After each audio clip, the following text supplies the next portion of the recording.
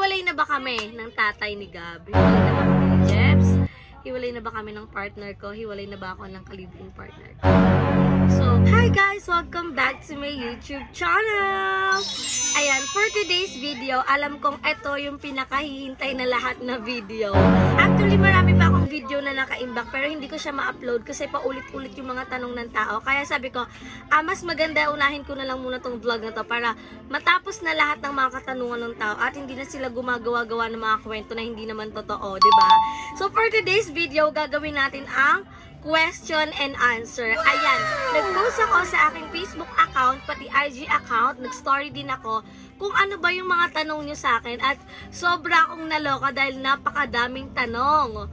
At iisa lang din yung tanong. Kaya naman, umpisa na natin ang mga napili kong question kasi paulit-ulit lang din naman yung mga tanong. So, pumili lang ako around 7 or 8 question na sasagutin. At yung iba kasi doon pinagtitripan lang ako ng mga kaibigan ko. Kaya, ang gagawin natin, pumili tayo ng maayos na tanong. At yung majority question yung kinuha ko. So, umpisa na natin to para matapos na tong vlog na to agad-agad. So, ayan, haggard tayo. Init na ako kasi wala tayong fan para hindi maingay. So, punta tayo sa first question. Yung question ay galing kay Remy Santos de Silva. Paglaki ni Gab, anong gusto mo siyang maging? Ako siguro paglaki ni Gab, gusto ko maging maging maayos na bata, masunuri na bata, may galang na bata, marunong lumespetong bata, may takot sa Diyos na bata. Ayun, kasi yun lang talaga yung mahalaga. Kasi sa pangarap naman ni Gab, kung ano naman yung gusto ni Gab, paglaki niya, susuportahan ko naman siya. Basta, maayos na pangarap pa. Syempre ako yung nanay niya, dapat ako yung magiging way sa maayos niya ng landas. Hindi ko siya pwedeng mailigaw. Kailangan maging maayos yung future ni Gab, knowing na ako, nagkaroon ako ng mga problem. So, para saan ako, gusto ko maging best yung future niya at masecure. So, pag lumaki si Gab, yun lang yung gusto ko, maging maayos siyang bata. At, ayun, magalang. Kasi mahirap na pag lumaki siyang bulakbol, walang respeto, diba? Syempre, ang reflect nun sa akin na bakit ganyan yung pagpapalaki mo sa anak mo, hindi ka marunong rumespeto, hindi marunong magalang yung anak mo, diba? So ako, pag lumaki si Gab, yun yung gusto kong mangyari. At ngayon, habang baby pa lang naman si Gab, tinuturuan ko na siya makapagkapwa-tao, marunong I mean, kahit baby pa lang si Gab, tinuturuan ko na siya kung paano siya mag-bless, paano siya kumausap, kasi syempre natututo na siya at hindi ko siya kinakausap ng bulol para maging straight yung pananalita niya at para mas maaga siyang makaintindi. So, ayun lang, naway maging malaking maayos si Gab, maging masunuring bata. So, yun lang Ate Remy. Ang pangalawang question naman ay galing kay Jamaica Magaso. What's your skincare routine? So, maraming nagtatanong kung ano daw ba yung skincare routine ko. Dasal lang. Charot.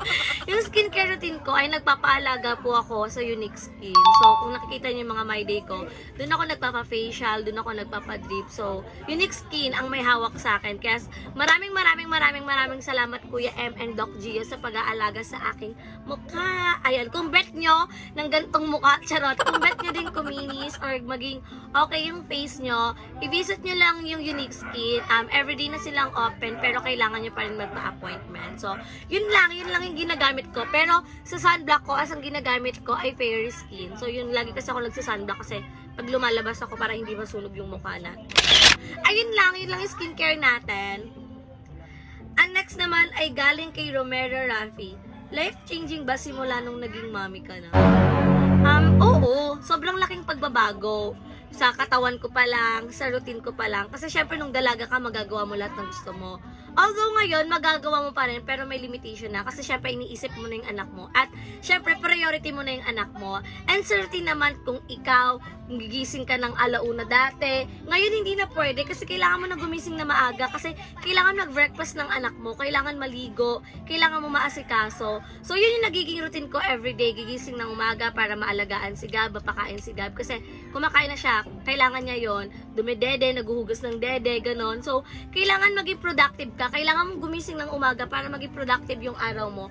At magkaroon ka ng time management. Hindi ka alam mo, hindi ka nagagawal. Kasi hindi lang naman mami yung ginagawa ko eh. Nag-vlog din ako, nag-work din ako. So, kailangan ko magkaroon ng time management.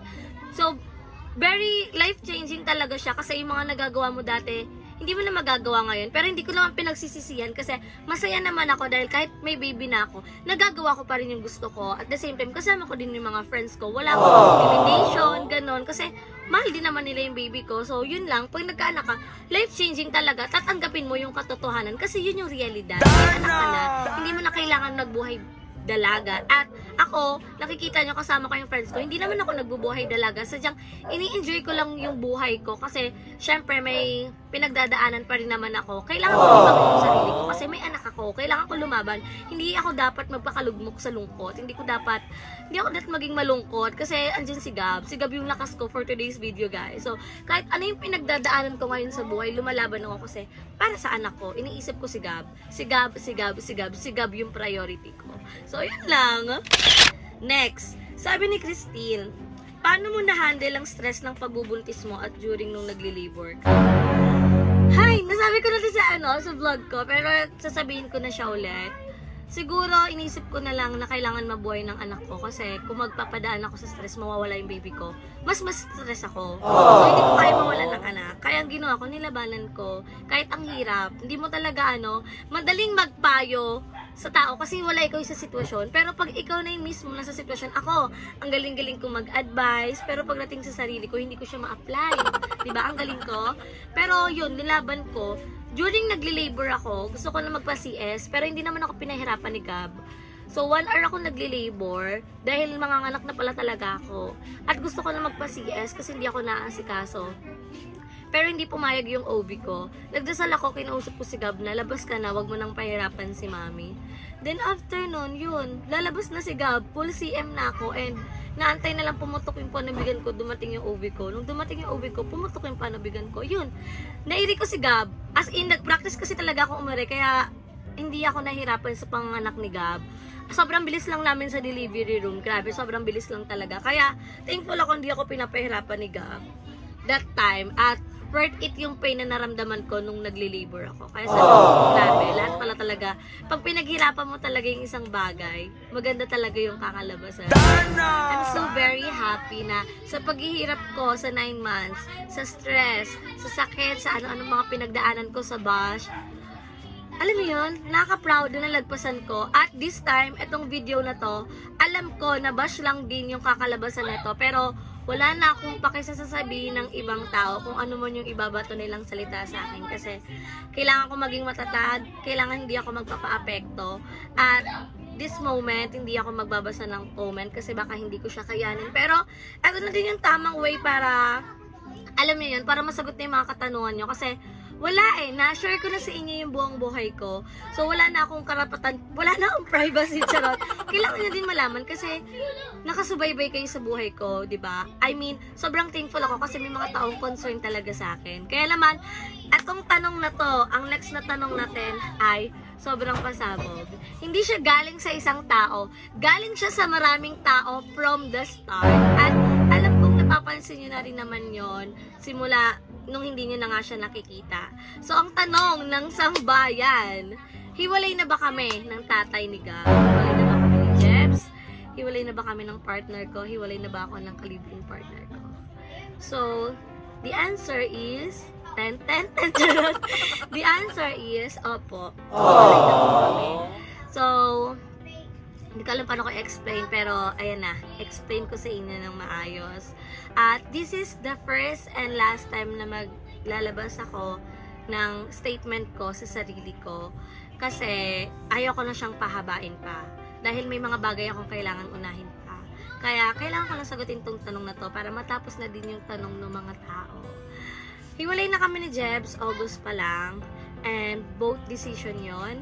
Naghiwalay kami ng maayos. And this is the disadvantage of teenage pregnancy, 'di ba? Na nalaman namin na parehas na pala kaming toxic, parehas na kaming toxic sa isa't isa. Kaya kailangan namin maghiwalay para mag-grow kami na mag-isa. Kasi ang hirap naman na ilaban mo pa yung relasyon na hindi na talaga okay, na sobrang toxic na. At hindi ko rin naman kaya, parehas kami, hindi rin naman namin kaya na makita ni Gab na nag-aaway kami, na sobrang toxic na ng magulang niya, ganon. So, naghiwalay kami ng maayos ni Jebs, walang samaan ng loob. And until now, meron kaming communication. Nag-uusap kami, kahit tanungin niyo siya, nag-uusap talaga kaming dalawa, lalo na kay Gab. So, ang ginagawa na lang namin ngayon, yung pag-uusap namin is for Gab na lang kasi nagko-co-parenting kami. I mean, nagpapakamagulang kami kay Gab dahil andyan si Gab. Si Gab, hindi namin siya pwedeng pabayaan dahil parehas kaming gumawa nun eh. Hindi lang naman ako yung gumawa kay Gab, hindi lang din naman siya. Both decision yon. So, kailangan kahit hiwalay na kami, maging maayos kami kay Gab. Kailangan namin magpakamagulang kay Gab kahit wala na kaming dalawa. Lahat ng ginagawa namin ngayon is for Gab. At nung binyag ni Gab, hindi siya nakapunta kasi totoo, stay in siya sa work, sa Bulacan. So sobrang hassle, kahit na sabihin nyo, special day yun ng anak niya, bakit di siya nakapunta. Naiintindihan ko kasi from Bulacan, ang pasok niya po ay 7 p.m. to 7 a.m. Babiyahe pa siya, tas uuwi siya ulit. So sobrang hassle, diba? At may time naman na pwede niyang makita si Gab kasi hindi ko naman pinagkakait sa kanya yung bata dahil meron po kaming kasunduan dalawa, lalo na sa pagsusustento kung ano po yung kailangan ni Gab. Kailangan po namin punan mag-partner kasi kami po yung magulang ni Gab. So, wala po kaming problema pagdating dyan sa mga ganyang gastusin kasi nagtutulungan talaga kaming dalawa. At, ayun naman yung maganda, hindi namin kinalimutan si Gab kasi hindi namin dinamay yung bata. Dahil, ang mahalaga naman, kahit hiwalay na kaming dalawa, nagpapakamagulang kami para sa bata. At kung tatanungin nyo kung magkakabalikan pa ba kaming dalawa, siguro yung panahon na lang yung makakapagsabi. Kasi kailangan pa namin mag-grow together eh. Masyado pa kaming premature sa pagiging magulang. Pero nagiging matured na lang kami right now siguro sa pagbibigay lahat ng needs ni Gab. Kasi hindi namin pwedeng mapabayaan yung bata. And yun naman yung promise namin sa isa't isa na kahit anong mangyari, si Gab ay hindi dapat pabayaan. Kailangan lahat ng pangangailangan ng bata mabigay namin dalawa, 'di ba? So yun naman talaga yung mahalaga at yun naghiwalay kami ng maayos, wala kaming samaan ng loob. At sana wala nang tanong yung mga ibang tao kasi yun lang naman yung reason kung bakit kami naghiwalay talaga. Toxic na talaga at the same time kailangan na talaga.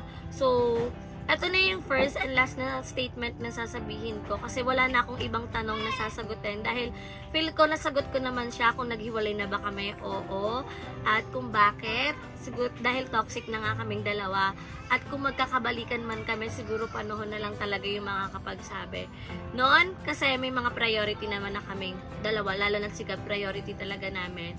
So ngayon nag-work siya sa Bulacan at ako nag-work din naman ako, working mom. So, ginagawa ko lang din lahat para, alam mo yun, mabigay. Hindi man namin nabigyan ng maayos na, I mean, buong pamilya si Gab. Ipaparamdam pa rin namin sa kanya na kahit umulay kami ng daddy niya. Please, buo pa rin kami. Kasi pagdating kay Gab, maayos talaga kami. At wala naman kaming samaan ng loob. So, yun lang, di tayo iyak for today's video kasi ayoko magdrama. Tapos na tayo sa ganyang eksena. Pero, ayan, sana masatisfy kayo sa sagot ko at sana wala na talagang tanong at kung ano man yung sasabihin nyo sa akin, tatanggapin ko.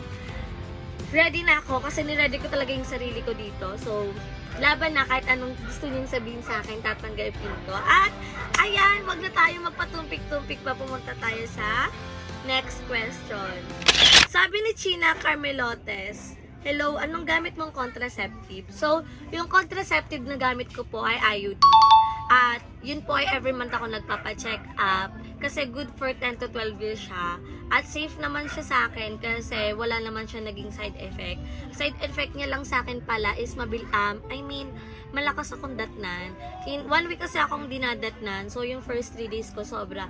Kaya need ko mag-diaper. So yun lang. At hindi ko alam kung ano yung epekto sa iba kasi hindi naman porket effective sa akin, effective din sa ibang mommies. Pero ayan, IUD po yung contraceptive ko. So, next, sabi ni Gab Salonatin, may balak ka bang mag-work pag malaki na si Gab? Oo naman, kahit hindi pa naman malaki si Gab, nag-work na talaga ako. Kasi kailangan talaga dahil habang lumalaki yung bata, mas malaki yung budget na kailangan mo, mas malaking pera yung kailangan mo kasi lumalaki na yung bata. Kaya, yun yung ginagawa namin ni Jebs, pinagtutulungan namin siya. So, yun, working ina. Ang next naman ay galing kay RCB Orongan.